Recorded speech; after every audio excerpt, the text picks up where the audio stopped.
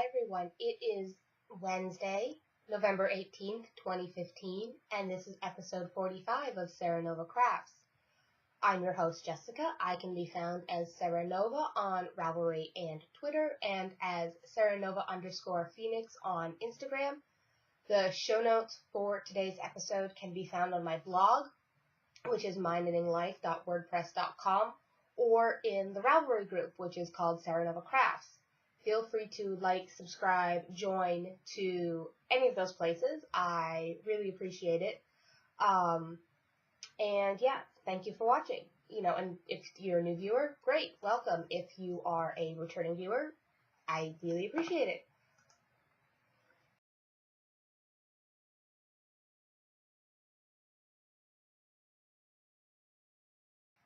Before I get started on my normal show today, I feel like I can't record without addressing what has happened in the past week. And not only in Paris, but also in the rest of the world. Because on November 12th, there was a bombing in Beirut, Lebanon, and at least 44 people were killed and over 200 people injured. And it does bother me that nobody's talking about that. Everyone's talking about Paris. And while Paris is an incredible tragedy, people also need to realize that this is happening in other parts of the world as well. And Paris isn't the only city that's been targeted, isn't the only city that's been bombed. And the people in the Middle East have been living with this for years. And I think that Western media really needs to acknowledge that fact. I would also like to address the fact that there are people here in the United States that are saying that we should turn away the Syrian refugees and not allow them entry. There are 31 state governors currently saying that they will not allow refugees in their state, and I think that's incredibly wrong. If we look to the past, we've seen the same thing happen before. In the 1930s, with Hitler's rise in Germany, Jews were fleeing Europe in incredible numbers, only to be turned away from our borders and have to return only to be killed in the resulting genocide. And even after Kristallnacht had happened in 1938,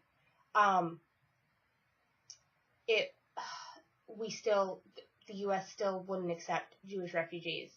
And history is repeating itself, and I feel that, the right thing to do is to respond with compassion. Do we leave these people to the same fate as we left those Jews in the 30s? They're fleeing a war, they're fleeing being killed, they are running for their lives. Their mothers and fathers, daughters and sons, husbands and wives, whole families that have been forced from their homelands and are fleeing with nothing but what they're carrying on their backs. And I'm firmly of the opinion that we should be welcoming these people with open arms.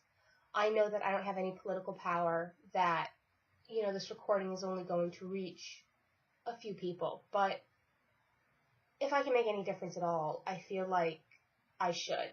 And I think that compassion is the only way to fight the terror, to not let ourselves become afraid and not let ourselves fall into the trap of being suspicious of everyone around us. And, and the rhetoric our politicians are spouting is just abhorrent. It's absolutely horrible. And as a Jew, I don't really understand the Christian ideology.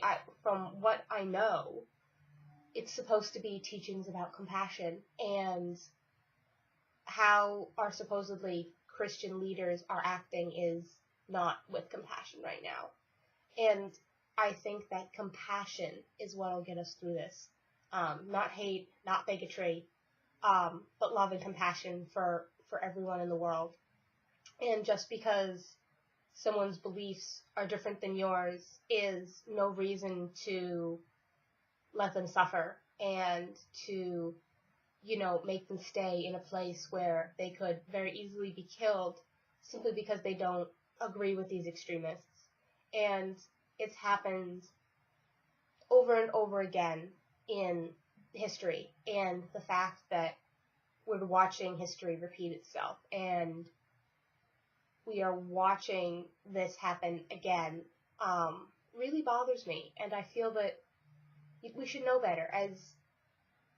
As humanity, we should know better. You would think that 2 world wars would have taught us this. You would think that, we, in the 20th century, in the 21st century, we should have risen above all of this, and yet we haven't. And I find myself being very dismayed and very sad with what is going on right now.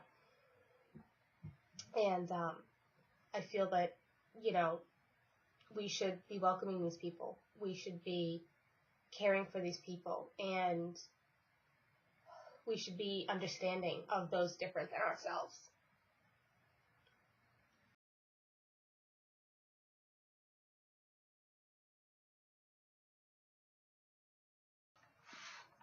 All right. Now the serious part is over. I felt like I had to say that, and I wanted to just get it out there before I did anything else this episode. So now that I have said my bit in response to what has happened, I will now go on with my normal weekly things. So the big thing is that I had a birthday this past weekend. Sunday was my 28th birthday, and I got 2 patterns gifted to me. One was from Jen, aka Storm Coast, the host of the Uncreative Crafter podcast, and the other was from Sue, aka Crafty Knitter 7, who is one of the co-hosts of the Two Tangled Skeins podcast. And I'm pulling up the patterns on my phone so that I can show them to you. Jen bought me the Rhinecliff cardigan, and Sue got me the Germinate shawl. And I am pulling those up right now so that I can show them to you, because I'm not sure, who's familiar with what patterns. The Germinate is actually a shawl that I saw other podcasters knit and wanted to knit myself, and I put it on my wish list. So here is the Rhinecliff cardigan. It's a really gorgeous open front cabled. Ooh, the reflection's really bad because I'm sitting in front of a window. But you can kind of see there the cables. They go down the front, and they are also on the back of the sweater. And I am really a fan of it. I love the look, and I love cables. And so you can see there the cables on the back. And then the Germinate is a multicolored shawl that was done as a knit-along originally back in 2013. But I just think it's really pretty and want to make it. And so here it is. Here's the Germinate shawl. Now, I might not do it in the colors there, but I really like the lace section interspersed with the striped stockinette. So I would like to say thank you to both Jen and Sue for their birthday presents. I really appreciate it.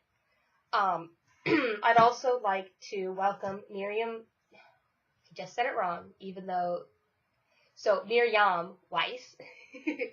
I'm pretty sure that she found my podcast through the 90% Knitting Board on Ravelry, because we had a discussion about how to say Miriam when spelled with a J. Because it's actually pronounced like a Y. Or if you're spelling it in Hebrew, it's Mem Yud final mem, because there's final letters in Hebrew, but that's something else entirely. So the other thing that I got for my birthday, I'm actually wearing. And my aunt got me more charms for my Pandora bracelet. And I'll take it off so I can hold it up so that you can see it better. This has been a thing. She originally bought me the bracelet as a gift. And so it's kind of become a thing that when I come down to Florida, which is where I still am, by the way, that we add to the bracelet. And it's actually getting rather full at this point, but so one of the ones I got was the safety chain. And on one side, you can see on the, as I was saying, my aunt got me the safety chain, which on this side says family and that side says forever. So all in all, it says family forever. Then she got me some new charms. So she got me, it's a little hard to hold up because it's a flexible bracelet. So she got me this one, which is autumn leaves. She got me this clip, which is, there's threads on the Pandora bracelets.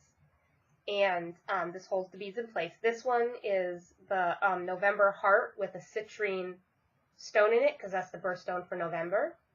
She then got me the little doll here for Japan. It's one of their travel ones, and since I've been to Japan, I thought it was appropriate.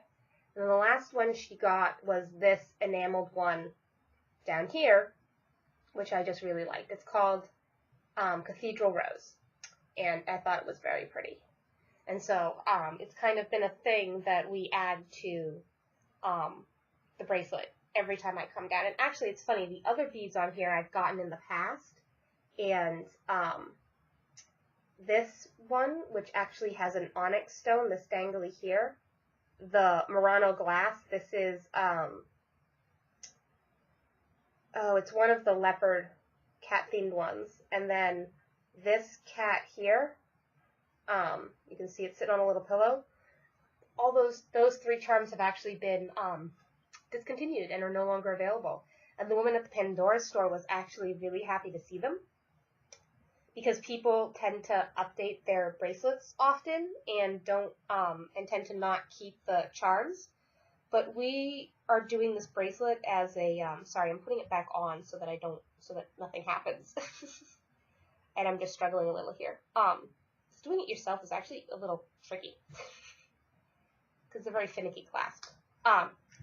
So the woman at the Pandora store was actually really happy to see that I still had the discontinued charms, because apparently people change their bracelets really often, and they don't keep the old charms. And I'm like, well, this bracelet's supposed to represent me. I don't have a theme. It's me. So I have the Star of David. I have the cat because I'm a cat person. I got the Japan doll because I've been to Japan. This glass bead is because I like cats. This one, I've always liked onyx as a stone. My birth month. I've always liked astronomy, so the sun and the moon clip I felt was appropriate. Fall is my favorite season, so the autumn charm, it represents me.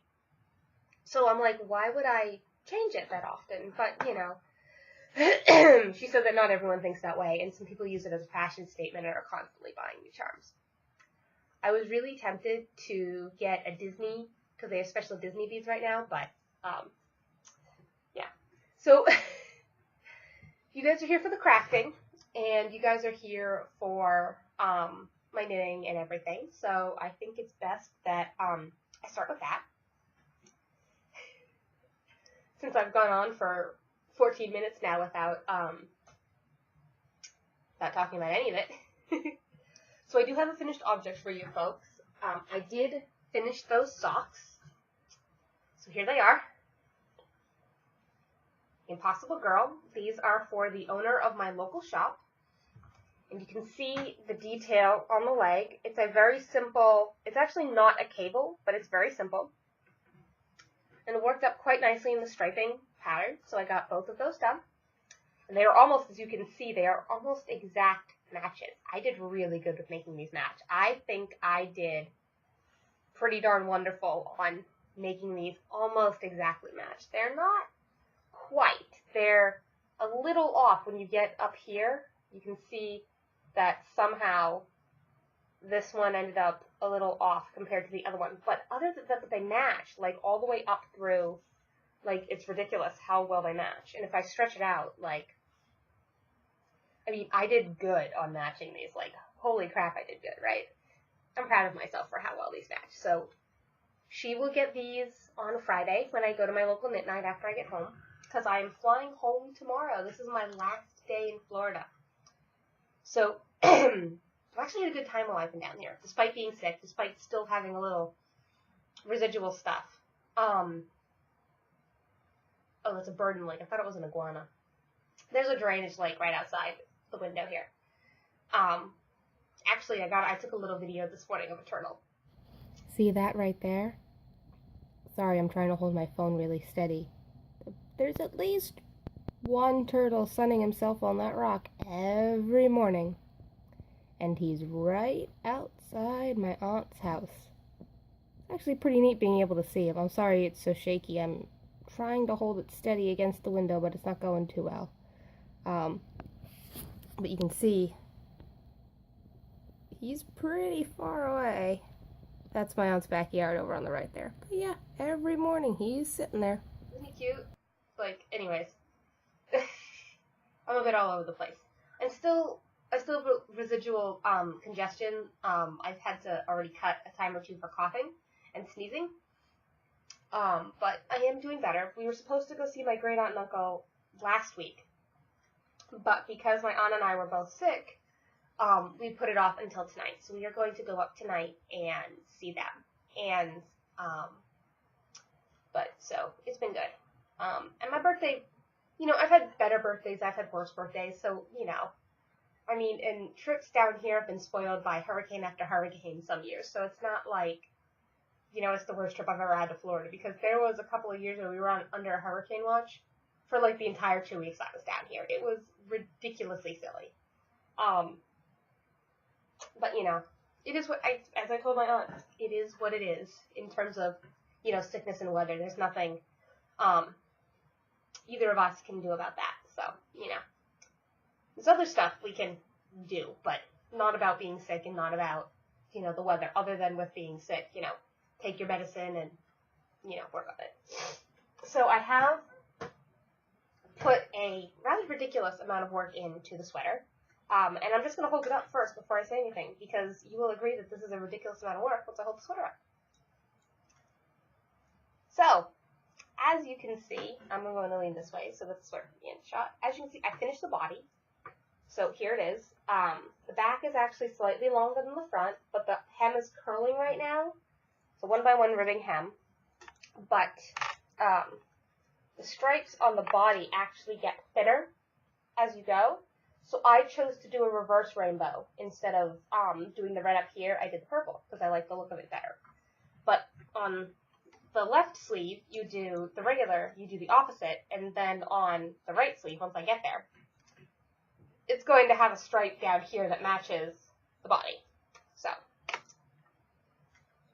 it's coming along nicely. I'm hoping to get the first sleeve done by, you know, tomorrow, and then get the second sleeve cast on. I want to finish it before I get home on Thursday. So if I, like, bind off on the plane, I'll be happy.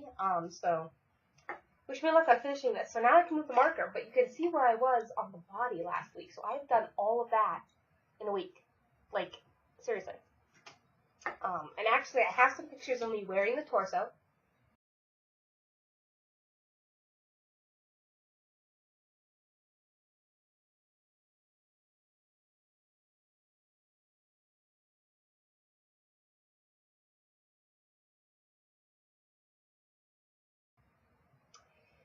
So there I am. I'm wearing it. That's before I started the sleeves. It's right after I cast off the body, so you can see how it fits. It's supposed to have about 2 inches of negative ease. Of positive ease. So it's supposed to have 2 inches of positive ease. But the fact that my gauge is a little tighter than what the pattern calls for, and even though I went up a needle size, it's still a little tighter. But it fits me snugly, but not too snugly. Like, it's stretched a little here, but it's not, like, ridiculously bad. So I'm not complaining about it. I think it's fine the way it is, and I'm not going to worry about it or anything like that. So, that is that. And I can move marker now to the sleeve. Though if I finish it by next week, I don't really need the marker. But anyways. So I also got in some work on some languishing socks that I started back in September. I added about 2 inches to the foot of these. Well, yeah, it's about 2 inches. You can see the marker. The marker's where I was the last time I showed this to you folks, which was a while ago. So this is it's an open pattern. It's got cables and a little bit of lace. And this is one of my Twill Sock Club socks. I finally memorized the foot pattern, so this can actually be my purse project now because I don't need the pattern in front of me to work on it. Yay! And the other thing I've been working on is a project that I started while I'm down here. I figured, oh, I'll go to Florida and I won't have my staff, so I won't be able to start anything. But then, of course, I frogged a project and then started something with that yarn. And then my aunt requested that I make a blanket for the granddaughter of a friend of hers. Now, this is one of her friends from work, but the woman's daughter, who just had this baby, lives in Maine, and the granddaughter was unfortunately born with a very bad heart defect and is now at Boston Children's Hospital. And so the baby was actually flown from Maine to Boston because immediately after birth they were like, crap, right? And so my aunt asked me to make a blanket for them. And now, normally, I don't really make blankets and stuff for people I don't know, but, I'm doing this as a big favor to my aunt and this friend that she's been very close to. It is a work friend, but, they've become very close over the years they've worked together. So, I am doing my baby blanket pattern, which I do have available for free on Ravelry. I'll put a link in the show notes. And here it is. It's actually pretty wide, but I am using an Aran weight yarn. So you can see it's a wavy chevron as opposed to a more angular one. And I find it looks not cuter or more dainty, but I find that the traditional angular chevron just looks too angular. It's not soft enough for me, for a baby blanket. It doesn't look quite right. I mean, angular chevrons are great if you're an adult and it's like a throw on a couch. But for a baby blanket, I like the softness of the rounded chevrons. And so it's all double crochets. It's chain 170 this is a 12 repeat blanket. It's a 14 row repeat, 14 chain repeat plus 3. So multiple of 14 plus 3, that's how many repeats. So I did 12 repeats. And it's Caron Simply Soft in Plum Wine. So Plum Wine is the darker one, and Soft Pink is the lighter one. And I have 2 balls of each color, and I'm just going to crochet away until I am out of yarn, and then my aunt is going to give me the money to mail this to the mother of the baby. So that is the other thing I've been working on, and I just started this on Sunday, so I've put a good chunk of work into this since Sunday, because, well, crochet also goes really quickly, but, it helps if I don't put the blanket in front of my mouth, doesn't it? And now I can put a marker in that, too, progress keeper. So, Knit Picks has their big fall sale going on right now, and I kind of fell down hard on Monday. So I was very sad over the summer that I didn't manage to purchase any of the Knit Picks Felici in Time Traveler. I did manage to get 2 balls in Glacier and 2 balls in Baker Street or 221B or whatever. It's the Sherlock colorway, right? But Time Traveler was sold out by the time I made it to the Knit Pick sale. So on Monday, it went on sale. Stuff went on sale at around 11 a.m. my time. So at about 11:20, I was like, oh crap, the Knit Pick sale. And I logged in. I logged onto the website. And I managed to get 6 balls of Time Traveler. So that will come at some point after I get home. Because I did the free shipping, so I didn't do the expedited shipping because I spent over $50. Because I got the 6 balls of Time Traveler Felici. Then I got 2 balls of the Rainbow Felici. And then I got a skein of the 2015 Special Hawthorne, which is a speckled in confetti, because I thought it was really cool, and they would make really cool socks.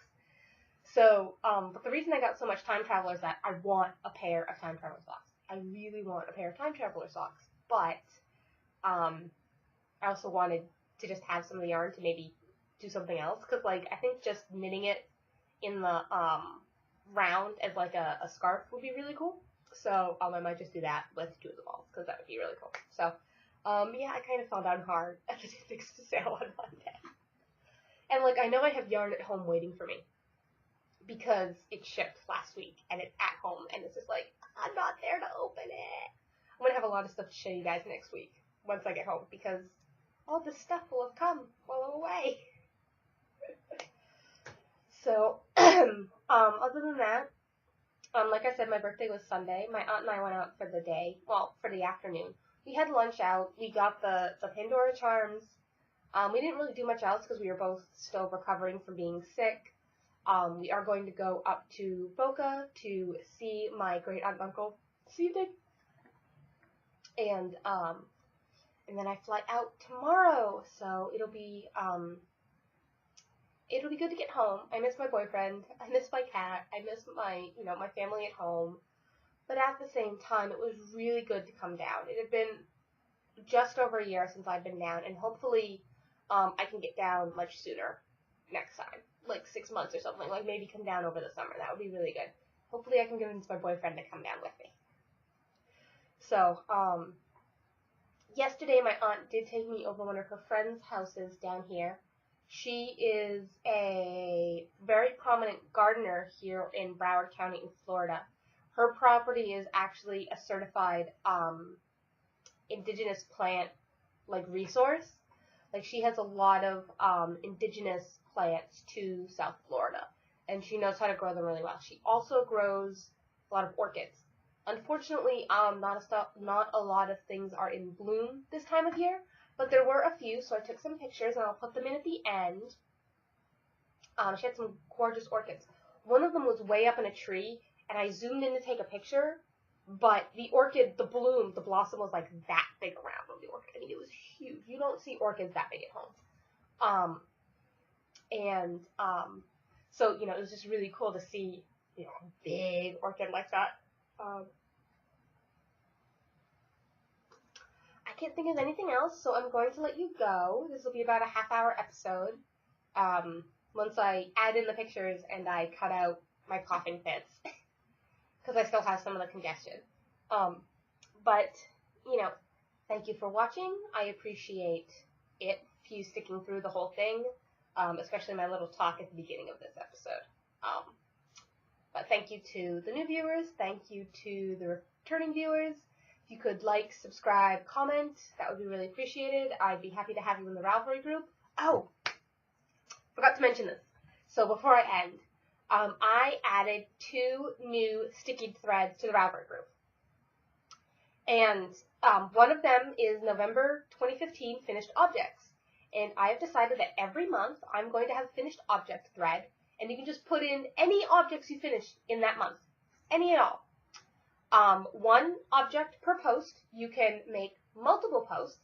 And it doesn't have to be knitting. It can be knitting, crochet, cross-stitch, sewing, quilting, applique, decoupage. Like, really, it can be anything. But a finished crafting project you have done in the current month. And at the end of the month, or the first episode in the new month, I will do a drawing, and whoever gets picked will get $6 to get any pattern they want on Ravelry. So it can be multiple patterns that are like $2 or $3 a piece, or it can be one $6 pattern or whatever. But $6 worth of Ravelry credit from me to you. And I also put a chatter thread, so it's November 2015 Finished Objects chatter. And that's where you can post things, we can chat about things, we can talk about what people have put in the finished object threads, but I thought it would be something really cool to give back to my watchers and to say thank you. And I like to show off my finished objects, hence the podcast, but I thought maybe if people didn't have a blog or they didn't have a podcast and they wanted to share, but they didn't necessarily want to go the route that I've gone, they could show them in the thread and possibly win something out of it. So, there's nothing in there now, but feel free to post your finished objects, and that's retroactive. So if you've already finished things in the month of November, because it is the 18th, if you finish something on November 1st, you can put it in. If you finish something on the 5th, you can put it in. If you finished an object, a crafting thing, this month, between 12:01 a.m. November 1st and 11:59 p.m. November 30th, you can put it in the thread. So I'd really love to see what people are working on. So, and this is a new thing I'm going to do every month as I'm able. So, feel free. So, I am not going to post my finished objects in the thread because I could possibly draw my own number and, well, I'm ineligible because I'm the one hosting the thing. So, but I mean, you guys see them on my podcast anyway. So, there's no real point in me posting them there. But anyways, feel free to share your project with the group too. Like, it's totally cool to share stuff with the group, right? So, and lastly, there is no VKN this week. I am going to get into Boston, and like, unlike last week where I did a spur of the moment VKN because, I was sick and I was sitting on the bed and I'm just like, screw it, I'm going to host a video chat.